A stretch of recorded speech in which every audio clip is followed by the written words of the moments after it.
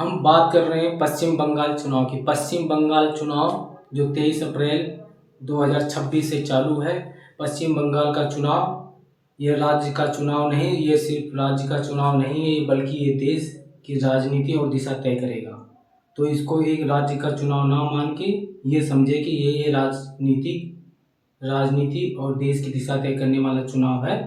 तो इसमें अगर हम बात करें कि पश्चिम बंगाल के चुनाव में कितनी पार्टियां हैं, मुख्य पार्टियां, तो मुख्य पार्टियों की बात करें तो ये तृणमूल कांग्रेस, जो टीएमसी बोलते हैं इसको, भारतीय जनता पार्टी जिसको बीजेपी बोलते हैं, कांग्रेस यानी राष्ट्रीय कांग्रेस, और वाम मोर्चा है।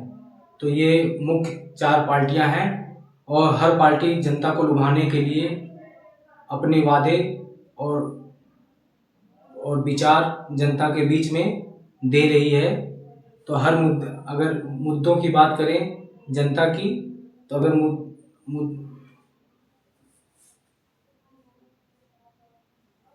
हर पार्टी जनता को लुभाने के लिए नए नए वादे, नए नए तरीके और आम जनता से अपना संपर्क साधने की कोशिश कर रही है।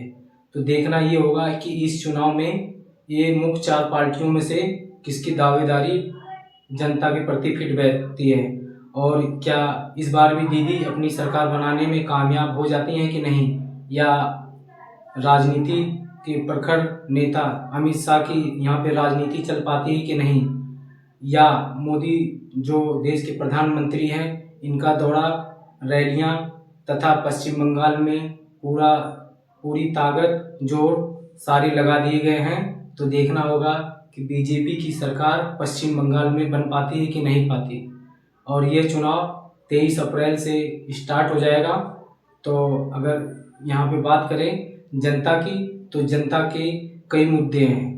उन मुद्दों की बात करें तो उसमें पहले मुद्दा निकल के आता है बेरोजगारी यानी वहाँ पर कम 7 या 8 करोड़ के आसपास जनसंख्या है।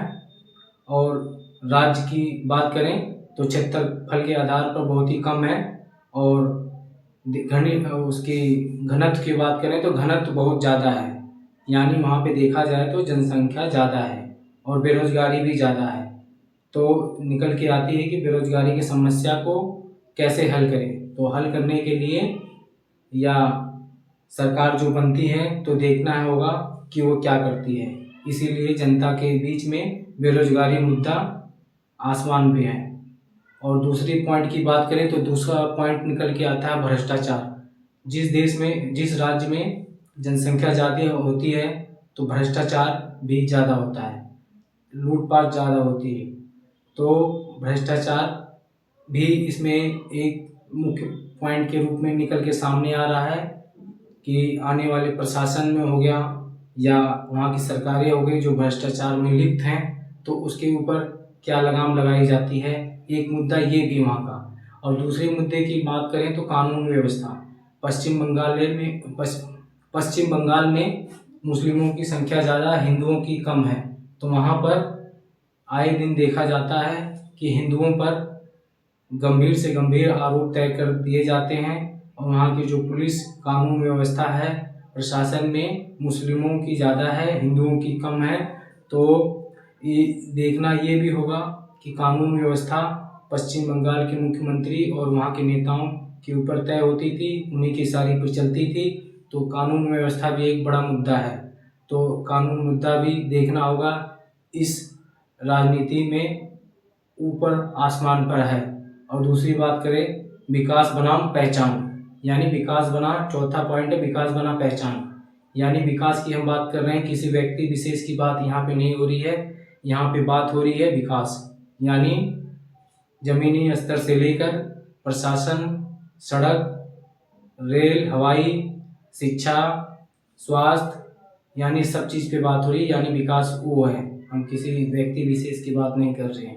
तो यानी विकास बना राजनीति की पहचान, यानी हम विकास की बात कर रहे हैं कि राज्य में क्या विकास हुआ अब तक, दीदी के शासन में अभी तक कितना विकास हो पाया है, कितना नहीं हो पाया, इस पे भी एक चर्चा और राजनीति में ये चरम पर है। 4 पॉइंट हमने आपको बता दिए। 4 पॉइंट ये निकल के आ रहे हैं कि बेरोजगारी हो गया, भ्रष्टाचार हो गया और कानून व्यवस्था हो गई और विकास बना पहचान। ये 4 मुद्दे आज पश्चिम बंगाल की राजनीति में आसमान पे हैं। तो देखना होगा दीदी इस बार भी अपनी सरकार बना पाती हैं कि नहीं बना पाती हैं, तो ये देखना होगा। और ये जो राज्य का चुनाव नहीं, यह एक देश की दिशा तय करने वाला चुनाव है। तो यह चुनाव 23 अप्रैल से स्टार्ट होगा। यहाँ पे मतदाताओं की बात करें तो मतदाता निकल के पहले करीब ये 7 साढ़े 7 करोड़ के आसपास थे, लेकिन जब से SIR लागू हुआ, मतदाता सूची के विशेष संशोधन नियम यानी जो SIR लागू हुआ, वहाँ पर गणना हुई तो उनमें से कई नाम नहीं पाए गए, उनको हटा दिए गए हैं। तो अब निकल के मतदाता यानी वोट देने के जिसके पास अधिकार हुआ है 6 करोड़ 75 लाख के आसपास है। तो देखना होगा कि यह लोग कितने % अपने वोट देते हैं इसमें, इस चुनाव में। अगर सीटों की बात करें पश्चिम बंगाल की, अगर हम सीटों की बात करें तो सीट निकल के वहाँ से आ रही है पश्चिम बंगाल से 294 सीटें हैं। यानी एक विधायक मतलब 294 विधायक किसी मंत्री को बनाते हैं और वही उस राज्य पे शासन, कानून व्यवस्था और राज्य की दिशा तय करते हैं। तो यहाँ पर अगर हम SC और ST की बात करें यानी अनुसूचित जाति को इस चुनाव में कितनी सीटें आरक्षित रखी गई हैं, तो इन सीटों की संख्या करीब 68 है जो अनुसूचित जाति के लिए आरक्षित रखी गई हैं। और ST की बात करें यानी अनुसूचित जनजाति की बात करें तो यह सीटों की संख्या 16 निकल के आ रही है, मतलब 16 रखी गई हैं। और सामान्य की बात करें तो सामान्य की सीटों की संख्या 210 है। तो इनको टोटल कर दिया जाए तो यह निकल के होती है 294। तो ये देखना होगा कि इस बार किसकी सरकार बनती है, किसकी नहीं बनती है। तो यह एक चुनाव, ये राज्य का चुनाव नहीं, ये देश की दिशा तय करने वाला चुनाव होगा। तो यहाँ पर अमित शाह की बात करें या नरेंद्र मोदी की बात करें और या BJP नेताओं की बात करें तो पश्चिम बंगाल में पूरी अपनी ताकत, जोश और अपने जो उनके मानव पावर हैं वहाँ पे पूरी झोंक दी हैं। तो देखना निकल के ये आता है कि उनकी सरकार BJP की बन पाती है कि नहीं बन पाती, कितनी सीट लेने में कामयाब हो जाते हैं। या तृणमूल की बात करें TMC की, या वो अपनी सरकार बनाती हैं। तो देखना यही होगा कि किसकी सरकार बन पाती है। अगर हम सरकार बनाने की बात करें तो सरकार बनाने 248 सीट देखते हैं कौन सी पार्टी बना पाती है। तो यही देखना होगा। इस चुनाव में मुख्य मुद्दे मैंने आपको बता दी, यही मुद्दे घूम रहे हैं। मिला जुला कर बेरोजगारी हो गया, भ्रष्टाचार हो गया, कानून व्यवस्था हो गया और विकास बना पहचान। यही 4 मुद्दे पश्चिम बंगाल की राजनीति में घूम रहे हैं।